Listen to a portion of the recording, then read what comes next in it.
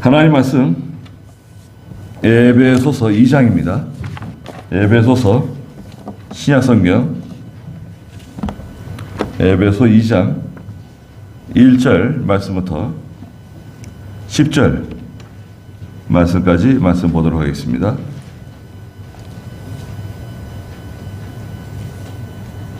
에베소 2장 1절부터 10절입니다. 하나님께서 허물과 죄로 죽었던 너희를 살리셨다. 그때 너희가 이 세상의 풍조를 따라 죄 가운데 행하고 공중의 권세 잡은 자를 따라 행하였으니 그는 곧 지금 저 불순종의 아들들 가운데서 활동하는 영이다. 그때에는 우리도 다 그들 가운데 속하여 육체와 마음이 원하는 것들을 행하여 우리 육체의 정욕 가운데서 살았고 그들과 같이 본질상 진노의 자녀들이었으나 긍휼이 풍성하신 하나님께서 우리를 사랑하신 그분의 크신 사랑으로 말미암아 허물로 죽은 우리를 그리스도와 함께 살리셨고 너희가 이같이 은혜로 구원을 받았다. 또 그리스도 예수님 안에서 함께 일으키시어 하늘에 함께 앉게 하셨다. 이는 그리스도 예수님 안에서 우리에게 인자하심으로써 그분의 은혜가 지극히 풍성함을 오는 여러 세대에 나타내시려는 것이다. 너희가 믿음으로 말미암아 은혜로 구원을 받았으니 이것은 너희에게서 나온 것이 아니라 하나님의 선물이다.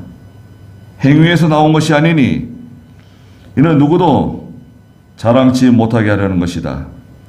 우리는 그분의 피조물로서 그리스도 예수님 안에서 선한 일을 위하여 지으심을 받은 자니 이는 하나님께서 미리 정하시어 우리로 그것들 가운데 행하게 하려는 것이다. 그랬습니다. 네. 오늘 에베소 2장 1절부터 10절 말씀 읽었는데요. 말씀의 제목은 주보에도 있는 것처럼 믿음으로 말미암아 은혜로 받은 구원이다. 8절에 보니까 너희가 믿음으로 말미암아 은혜로 구원을 받았으니 이것은 너희에게서 나온 것이 아니라 하나님의 선물이다. 말씀하셨습니다. 하나님께서 허물과 죄로 죽었던 너희를 살리셨다. 1절에 말씀하셨습니다. 허물이 있고 죄가 있는데요. 허물도 일종의 죄라고 할 수 있어요. 허물은 그 인간의 결함이에요. 결함. 과오. 어떤 오점이에요. 실수? 실수도 들어갈 수 있겠죠. 허물과 죄로 인해서 죽었던 너희를 살리셨다는 거예요. 이거는 선언적인 겁니다. 하나님께서 크게 우리에게 선언하신 거예요. 하나님께서 허물과 죄로 죽었던 너희를 살리셨다. 과거형입니다. 여기 지금 눈치채셨는지 모르겠지만 문장이 다 과거형으로 되어 있어요. 이미 완료되었다는 거예요. 다 이루어졌다는 거예요. 살려주셨다는 거예요. 죄는 아담과 하와로부터 시작되죠, 여러분? 아담과 하와가 하나님과 맺은 계약이 있었죠, 에덴 동산에. 그것을 우리는 행위 계약이라 그래요. 그 행위 계약을 위반했죠.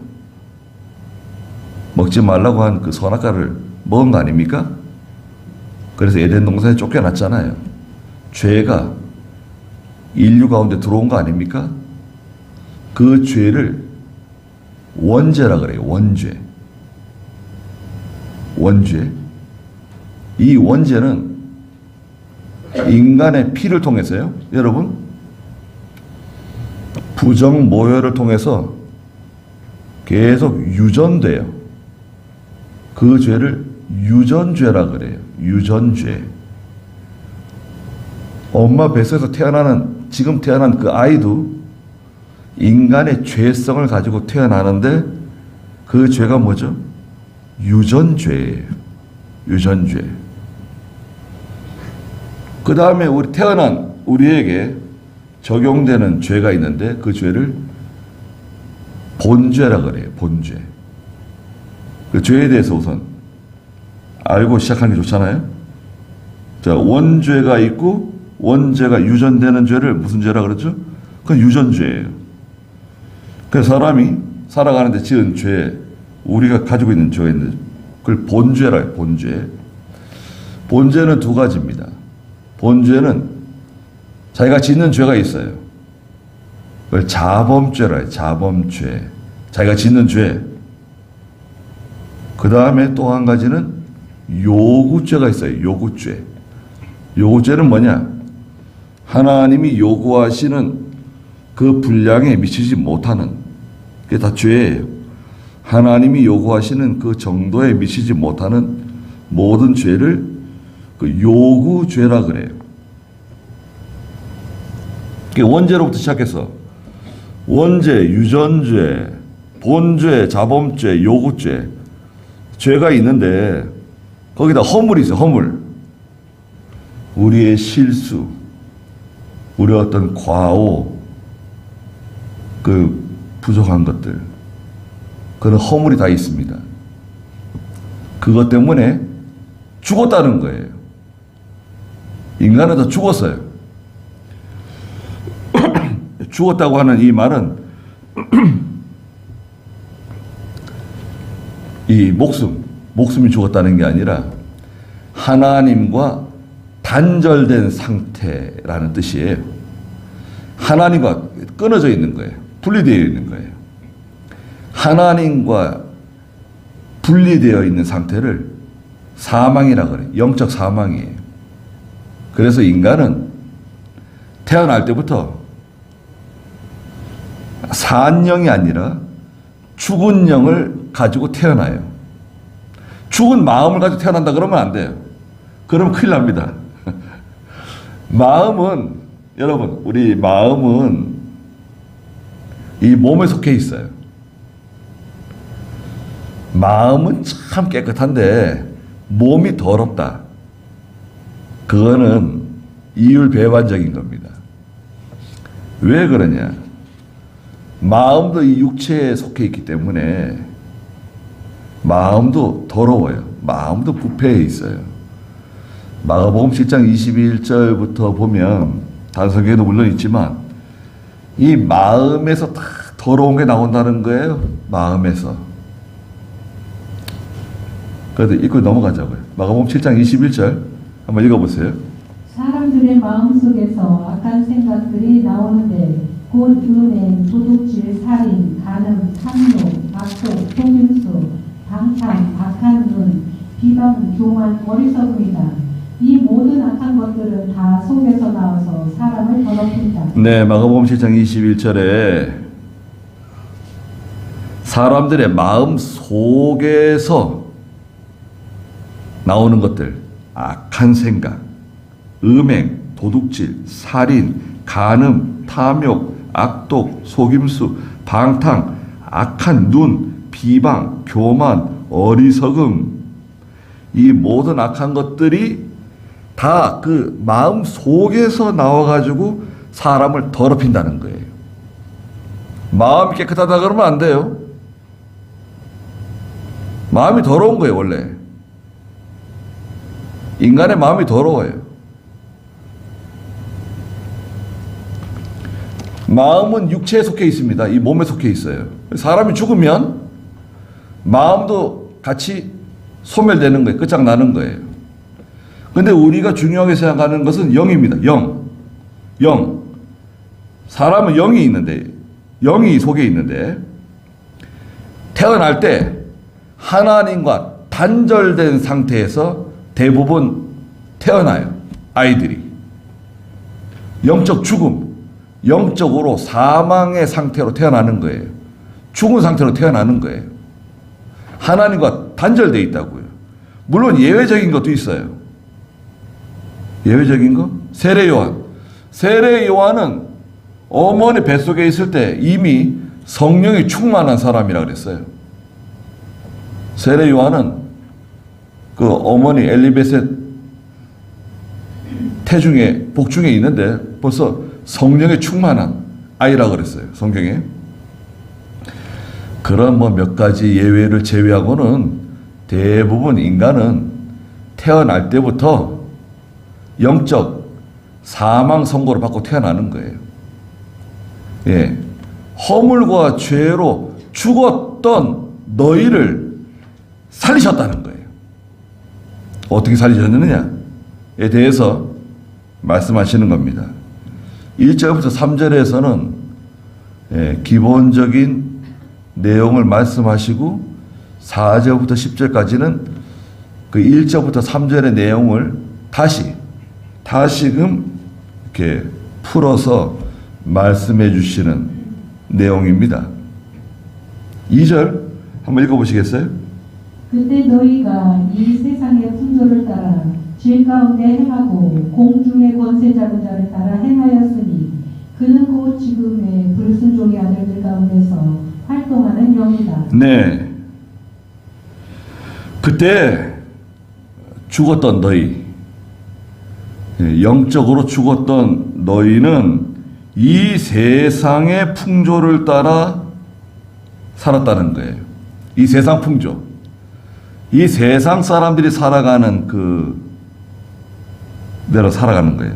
세상 사람들처럼. 무엇을 먹을까, 무엇을 마실까, 무슨 옷을 입을까.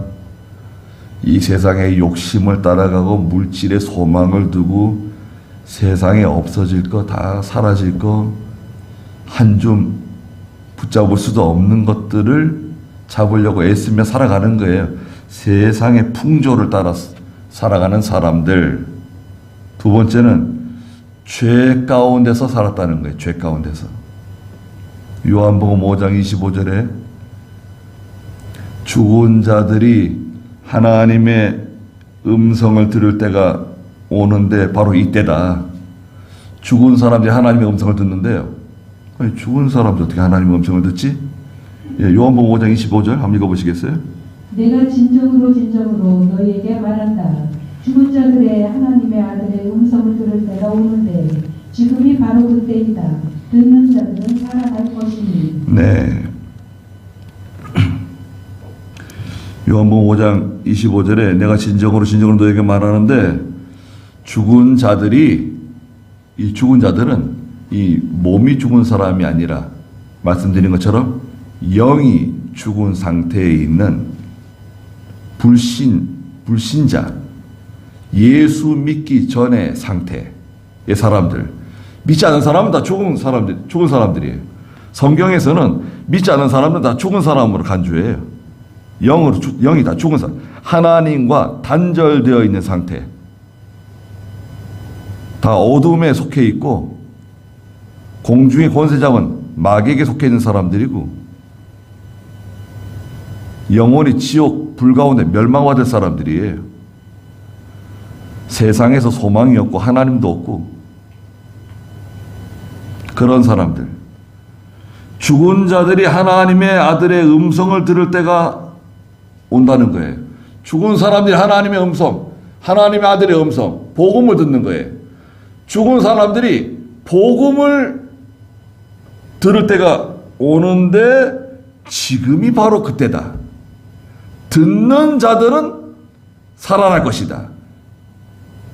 거기 24절도 한번 읽어보시겠어요? 요한복음 5장 24절. 내가 진정으로 너희에게 말한다.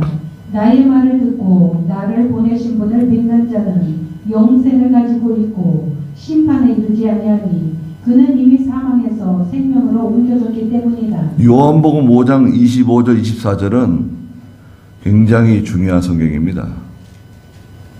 에베소 2장 1절 2절 말씀을 이해할 때 이 말씀을 꼭 읽으셔야 됩니다.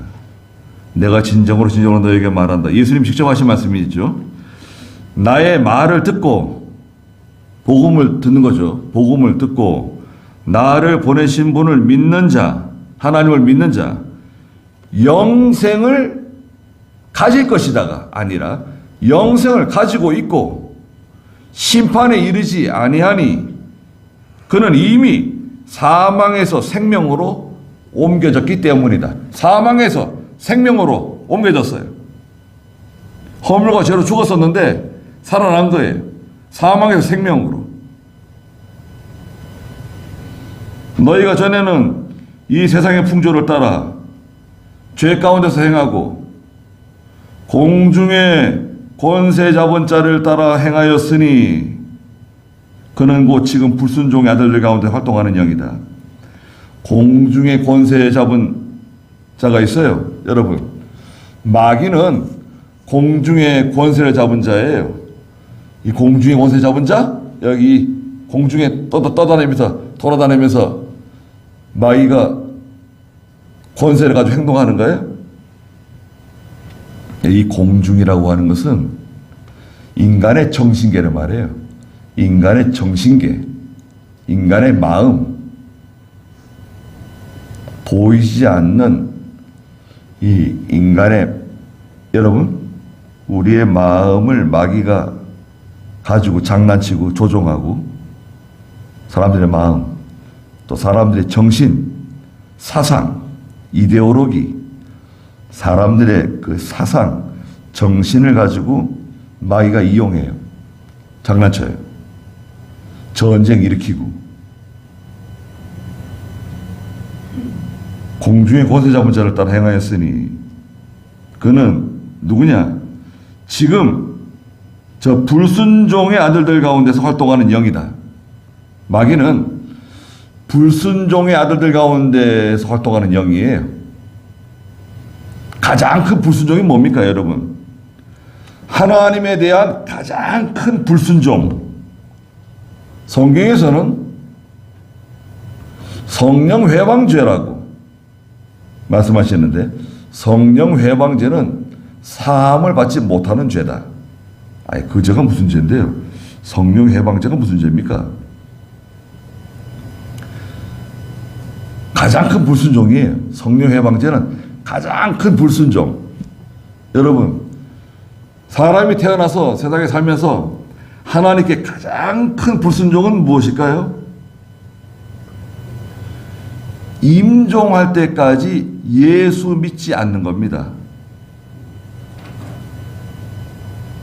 임종하는 그 순간까지 하나님을 영접하지 않고 예수 그리스도를 구주로 영접하지 않는 게 사람에게 가장 큰 용서받지 못할 성령 회방죄를 짓는 거예요. 그 불순종의 아들들 가운데서 역사하는 영, 마귀의 영, 악한 영의 지배를 받았다는 거예요.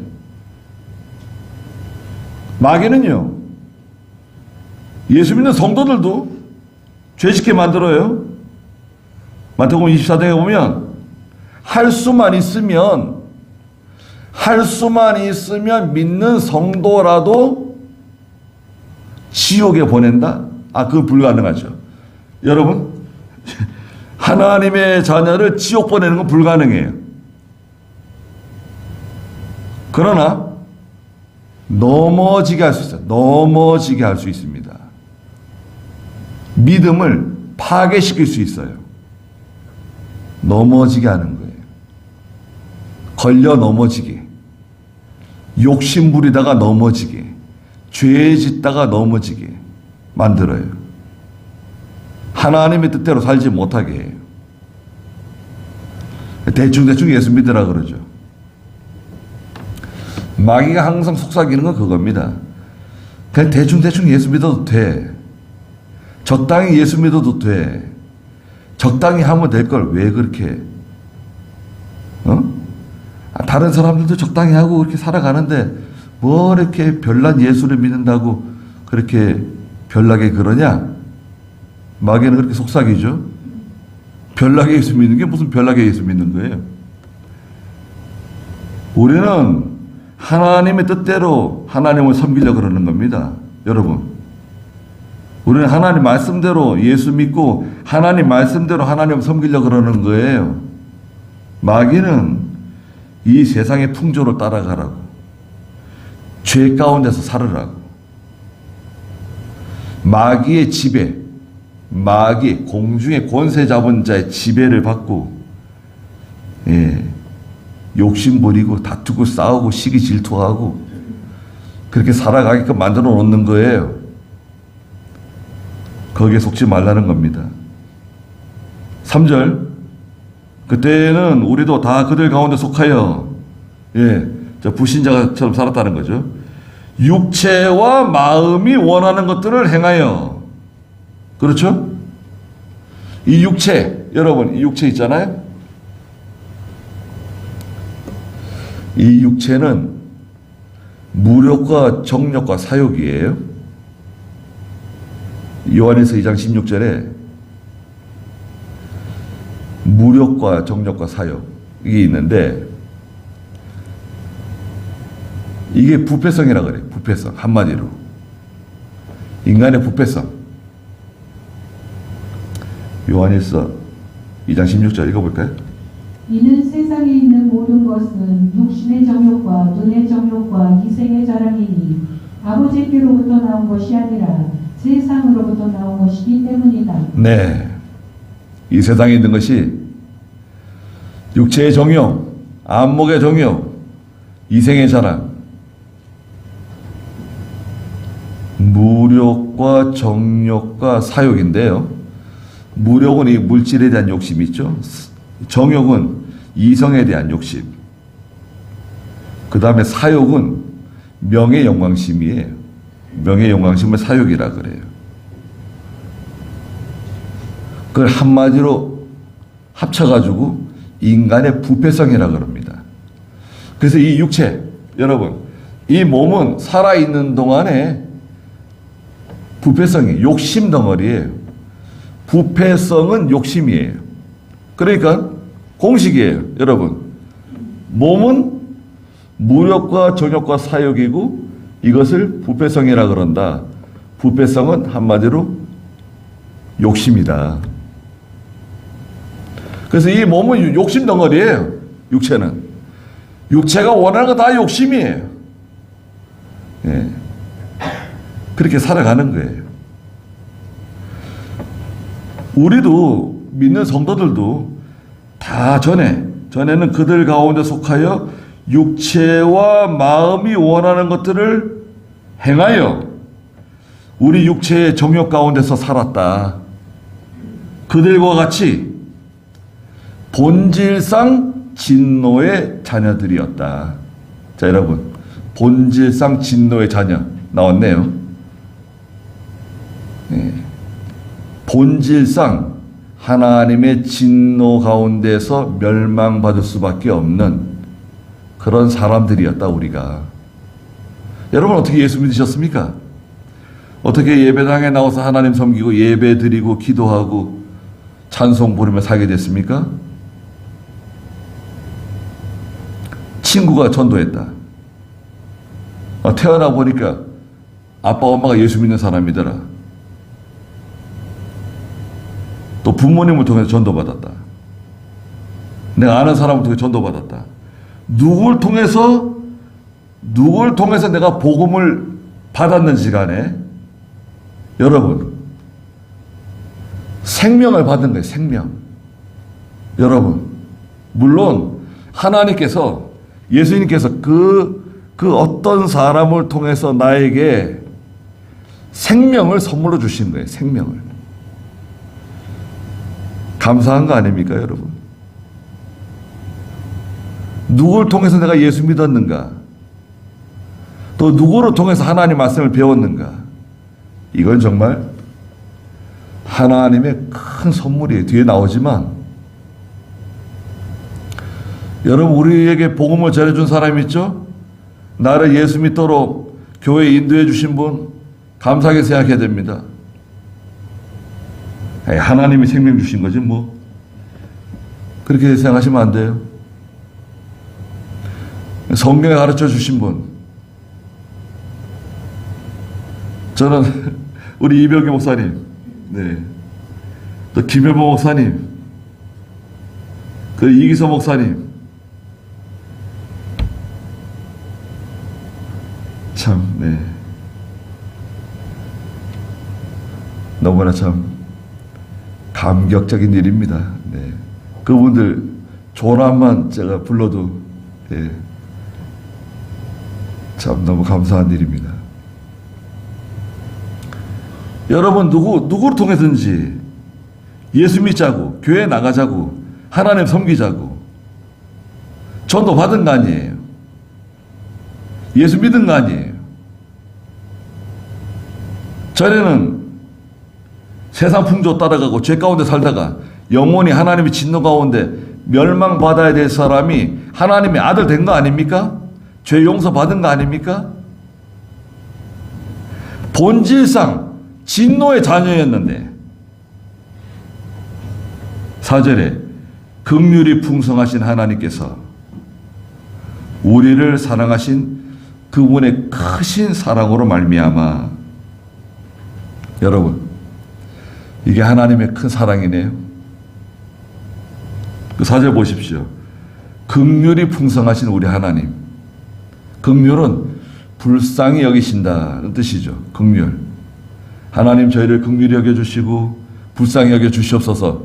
그러면 조금 문제가 있습니다. 이렇게 기도해서 뭐 잡아가는 건 아니지만 똑같은 내용을 두 번 하는 거예요. 불쌍히 여기신다는 거하고 긍휼이라고 하는 단어는 같은 의미예요. 하나님 저희를 긍휼히 여겨주시옵소서. 아니면 불쌍히 여겨주시옵소서. 한 번만 하면 되는 거죠. 하나님은 저희를 불쌍히 여기신 거예요. 불쌍히 여기심을 받은 사람이 예수 믿는 겁니다. 여러분, 하나님이 불쌍히 여기지 않으면 예수 믿을 수 없어요.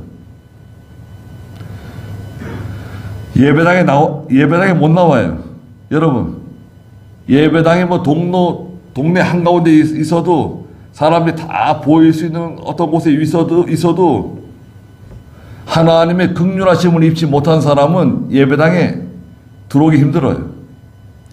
이 예배당에 들어오려면요, 마귀들이 진을 치고 있어요. 여러분, 저 문 앞에 다 진을 치고 있어요. 예. 예배당에 못 들어가게, 예배당에 못 가게, 무슨 일이 자꾸 생기게 만들어요. 무슨 약속이 자꾸 생기게 만들어요. 예배당에 가지 말라고. 바쁜데 뭘 예배당에 가냐고.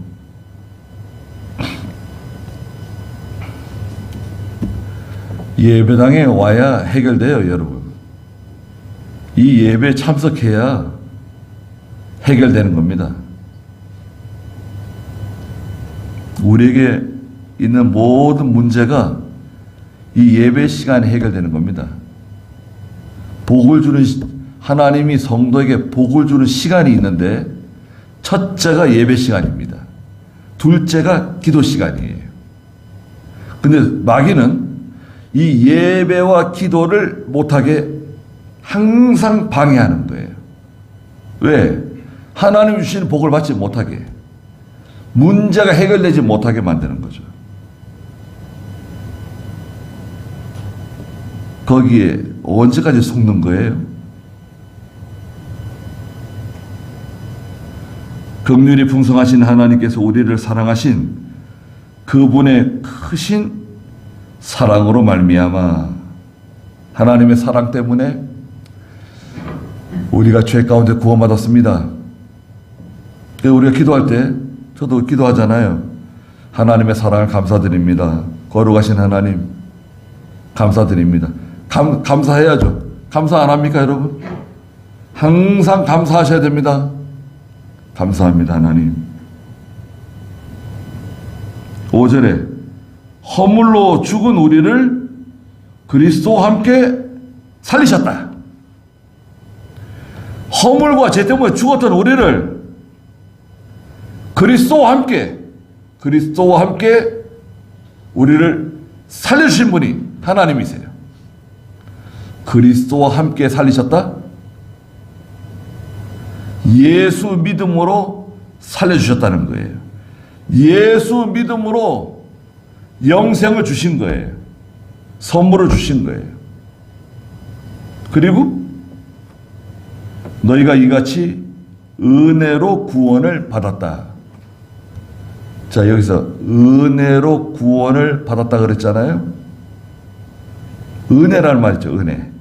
은혜라고 하는 이 단어는 거저 주신다는 뜻이 있어요. 거저 주신다. 하나님 주신 은혜는 공짜네요. 공짜. 왜 공짜냐? 이것은 돈 주고 살 수가 없어요. 인간의 공로로 얻을 수 있는 게 아니에요. 이건 하나님이 주셔야 받을 수 있는 거예요. 그것을 다른 말로 구원이라고 그래요. 구원. 그래서 은혜와 구원은 같은 의미를 가지고 있어요. 너희가 은혜로 말미암아 구원을 받게 된 것이다. 감사한 거죠. 성경에서의 구원은요, 거저 주시는 은혜인데, 이 구원은 인간이 거절할 수 없는 구원이에요. 다시 한번 들어보세요. 하나님이 우리에게 주시는 구원은요, 하나님의 택한 백성에게 주시는 구원은 인간이 거부할 수 없는, 거절할 수 없는 구원의 은혜예요. 이것을 다른 말로 불가항력적인 구원이라 그래요. 예를 들어서 여름 홍수에, 여러분 지금 뭐 그런 일이 별로 없는데, 여름 홍수에 사람이 이제 떠내려가요. 사람이 지금 홍수에 떠내려가는 거예요. 물길에 휩쓸려 가지고 저기 다리에 사람들이 있는데요, 밧줄을 막 내립니다. 밧줄을 막 내려줘요. 잡으라고. 물이 그냥 막 거의 뭐 다리에 뭐 거의 다 올라왔는데, 그 사람이 떠내려가는 사람에게 이 밧줄 붙잡으라고. 밧줄을 막 여기서 내리고 저 뒤에서 내리고 밧줄 막 내려줍니다. 그래서 이 떠내려가는 사람이 그 밧줄 붙잡아요. 그 밧줄을 붙잡고 위에 있는 사람이 당겨줘요. 그걸 이제 구원이라 그러죠. 죽음에서 건져줬다. 그걸 구원이라 그래요. 그런데 제가 지금 말씀드렸잖아요. 구원의 주체가 누구냐 이거예요. 떠내려가는 사람이 이 밧줄을 잡느냐 안 잡느냐. 밧줄은 내려와 있는데 구원의 통로가 지금 내려왔어요. 예수 믿으면 구원받아요. 죄 용서함 받아요. 내가 이 밧줄을 붙잡으면 구원 받는 거고, 내가 이 밧줄 붙잡지 않으면 구원 못 받는 거예요. 구원의 주체가 인간에게 있다. 그 말하는 사람들이 있어요. 주장하는 데가 있어요. 그런 교리를 가지고 있는 게 천주교와 감리교입니다. 구원의 주체가 인간에게 있어요. 사람에게 있어요. 그것은 좀 다른 말로 죄송한데요. 그걸 알미니안주의라 그래요. 알미니안주의. 알미니안이라고 하는 사람이 주장한 교리예요. 성경은 어떻게 성경? 알미니안 교부인데요. 자, 성경은 어떻게 돼요? 성경은 구원의 주체가 하나님이세요. 하나님이 미리 정하셨잖아요? 그러면 구원 받는 거예요. 어떻게 되느냐? 저기 떠내려가는 사람 있잖아요. 밧줄이 내려가가지고 그 사람을 칭칭 올가매요. 그 사람이 나는 죽고 싶다고, 나는 가만히 내버려두라고 소짓해도 하나님이 내리신 구원의 밧줄이 내려가가지고 그 사람을 칭칭 동요매가지고 끌고 올라가는 거예요. 인간이 거부할 수 없는, 거절할 수 없는 불가항력적인 하나님의 은혜를 우리에게 베풀어 주세요. 그건 얼마나 감사합니까, 여러분? 구원의 주체가 인간이라고 하면 얼마나 비참합니까? 그런데 구원의 주체는 누구시죠? 하나님이세요. 하나님의 사랑입니다, 사랑. 그 어마어마한 사랑이 우리에게 쏟아져 내려온 거예요. 왜 그 사랑이 어마어마한 사랑인가? 무한한 사랑인가? 자신의 독생자를 십자가에 죽이시고 우리를 살려내신 거예요. 여러분, 그냥 넘어갈 수 있겠습니까? 자기 아들을 십자가에 못 박아서 죽이면서 우리를 건져내셨는데 가만히 내버려 두시겠어요? 그런 사랑을 우리가 받았습니다. 감격적이지 않아요? 늘으로도 눈물로서 갚을 수 없어서 이 몸 바칩니다. 우리 찬송 부르잖아요. 그게 하나님의 사랑이에요. 그래서 5절에 있는 것처럼 허물로 죽은 우리를 그리스도와 함께 살리신 겁니다. 은혜로 구원을 주신 거예요. 또 6절에 그리스도 예수님 안에서 함께 일으키시어 하늘에 함께 앉게 하셨다. 일으켰다. 일으켰다고 하는 것은 그리스도 예수님 속에 있는 능력과 생명을 입혀주셨다는 거예요. 일으키셨다는 것은 무슨 말이냐? 예수 그리스도 안에 있는 능력, 그 생명을 성도 속에, 믿는 자 속에 부어주셨다는 거예요. 일으키신 거예요.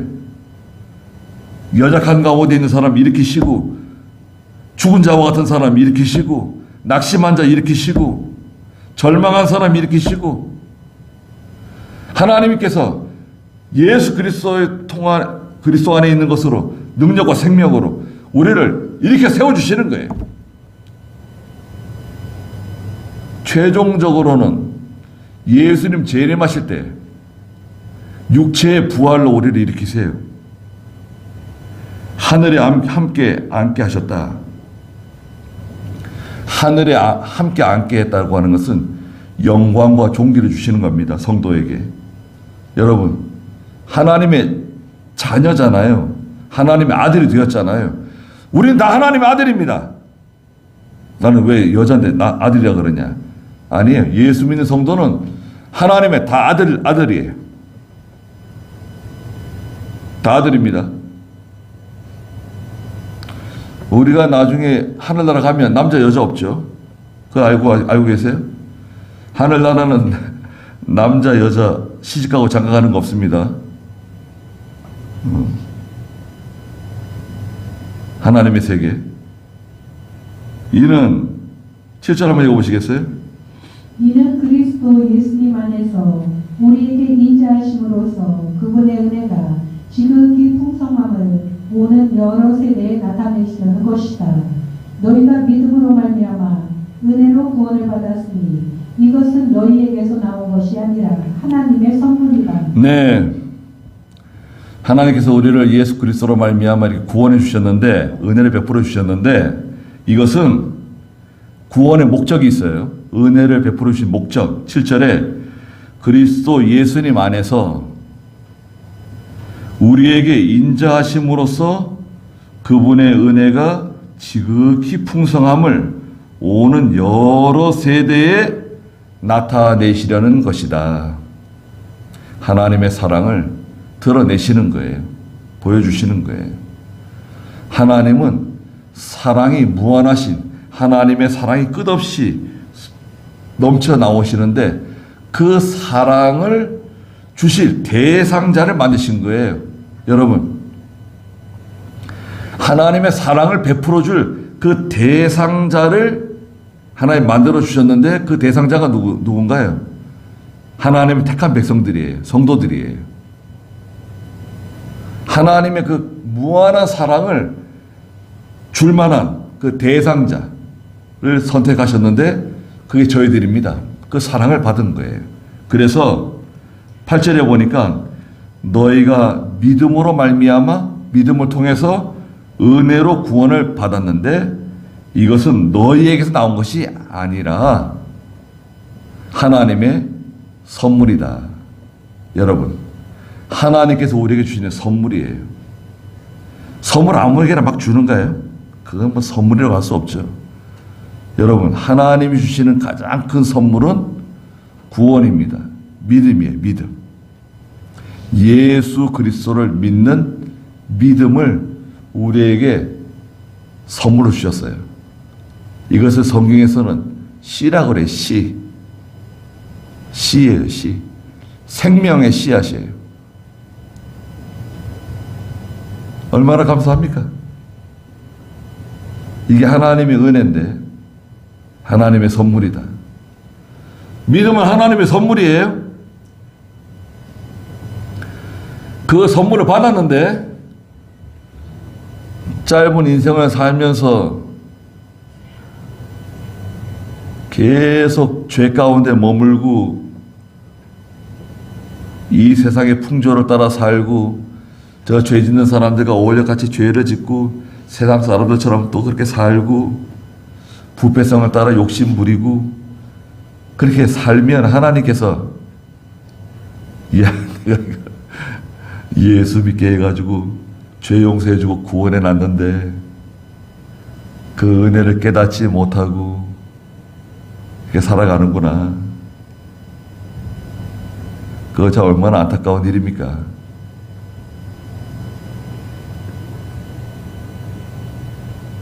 이것은 9절에 보니까 하나님의 선물을 받았는데 이것은 행위에서 나온 게 아니라 인간의 행위, 인간의 공로로 얻어진 게 아니다. 이는 누구도 자랑치 못하게 하라는 것이다. 자랑할 수 없죠. 하나님의 선물인데 어떻게 자랑하겠어요? 자기가 잘나가지고 된 게 아니라 이거죠. 10절에 우리는 그분의 피조물로서 그리스도 예수님 안에서 선한 일을 위하여 지으심을 받은 자니 이는 하나님께서 미리 정하시어 여기 나오죠? 하나님께서 미리 정하신 사람들, 예정하신 사람들, 선택받은 사람들 우리로 그것들 가운데 행하게 하려는 것이다. 우리는 하나님의 피조물들입니다. 새 창조. 골로새 3장 10절에서 말씀하셨는데요. 한번 읽어보시자고요. 골로새 3장 10절. 새 사람을 입어라. 이 새 사람은 자기를 창조하신 분의 형상을 따라 지식에까지 새롭게 되는 자이다. 새 사람을 입어라. 새 사람. 이 새 사람은 자기를 창조하신 분의 형상을 따라 하나님의 형상, 예수 그리스도의 형상, 그리스도의 인격을 따라서 자라나는 지식에까지 새롭게 되는 것이다. 새 사람을 입어라. 아니 예수 믿고 하나님의 자녀가 되었는데 아니 새 사람으로 살아야지. 아니 그 옛 사람을 자꾸 따라가고 옛 사람의 그 일을 계속하고 이제 새 사람인데 거룩한 하나님의 백성인데 자녀인데 언제든지 우리는 하나님의 나라에 들어갈 수 있는 자격을 가지고 있는 사람들인데 새 사람으로 살아야 되지 않겠는가.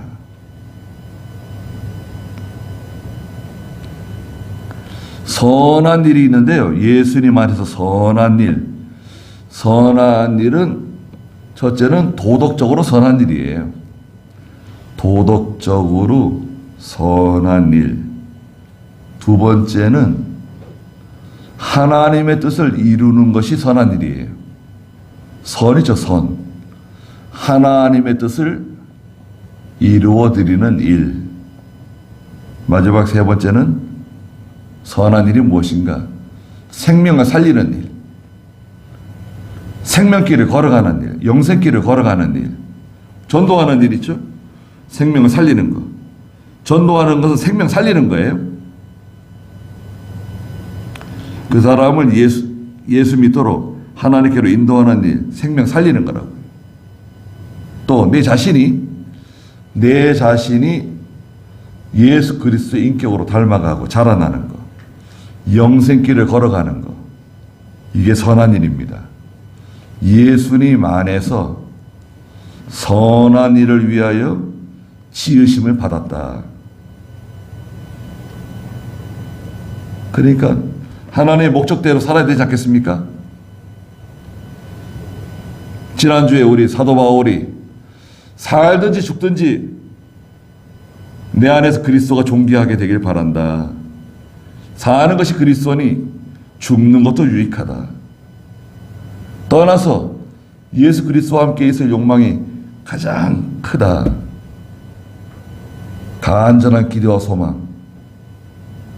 우리도 허물과 죄로 죽었던 저희들을 하나님께서 은혜로, 구원의 은혜로 우리를 살려주셨는데,